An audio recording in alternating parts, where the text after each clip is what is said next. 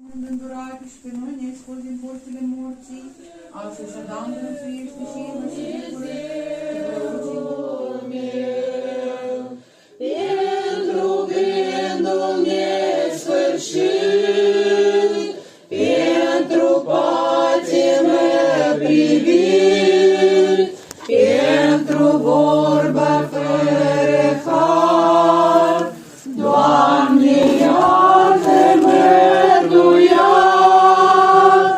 iartă-mă, iartă-mă, Dumnezeul meu, pentru timpul cea